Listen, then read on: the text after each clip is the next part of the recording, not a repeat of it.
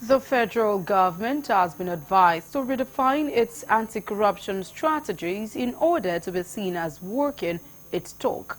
This follows the release of the immediate past chairman of the Economic and Financial Crimes Commission, EFCC, Abdurrashid Bawa, after 5 months in detention. Correspondent John Felix sent in this report. Abdurrashid Bawa joins the long list of past EFCC chairmen who left their exalted position unceremoniously. The task of winning the war against corruption remains a challenge Nigeria needs to address urgently if it stands any chance of being taken seriously amongst the Committee of Nations. But then, how well has this administration positioned itself in its fight against corruption? Has the system shown they are sub-untouchables who are immune to being investigated? Corruption only exists at the toppermost echelon of our system. If they can discipline themselves, it will serve as a sample for those, who are, let me quote now, nobody, because they know there's nobody to bail them out if they have an issue. If they have seen people, big people in the society, being dealt with by the law without bothering whose source is God, you would adjust, you will reset your brain. So what I've said by and large is that the government needs to redefine its anti-corruption packages and strategies to make it to make it have human face, so that you don't also tell us that you are doing it. Let us see you doing it. The federal government has failed to come out and tell us what exact offense he committed. That is not good enough, because the point is this: if you are arrested, if you are detained, there must be reason for that should be made known to the public.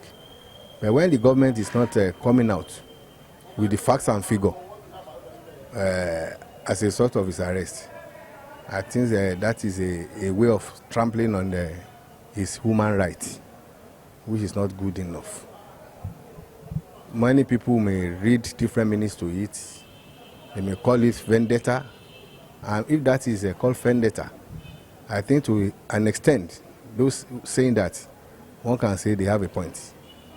Assuming the government has come out and said, okay, this is what he has done, then it will be so glaring that he deserves to be arrested and deserves to be detained.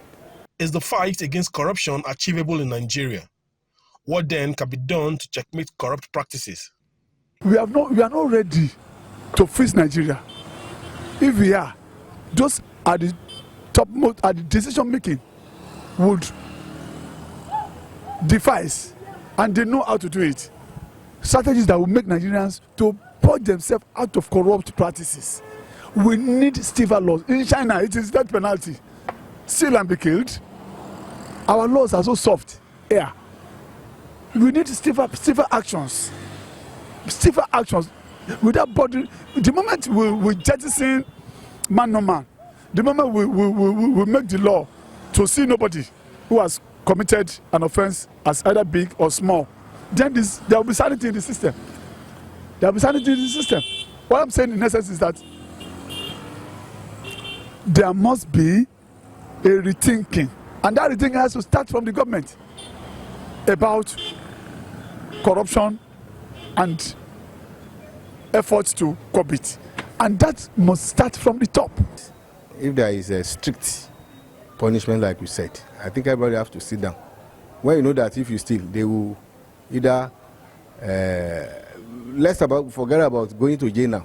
If there's one example that after committing that very serious crime, the next punishment is death sentence. If one is is sentenced to death and eventually take out of the society, I believe everybody will see that right. This happens in Ghana in the days of Rawlings. You can see that he was able to transform that country because of that system. As President Tinubu seeks to face the business of governance, having emerged triumphant at the Supreme Court, Nigerians will be on the lookout to see how well he intends to win the war against corrupt practices. From Abeokuta, the Ogun State capital, John Felix reporting for Galaxy Television News.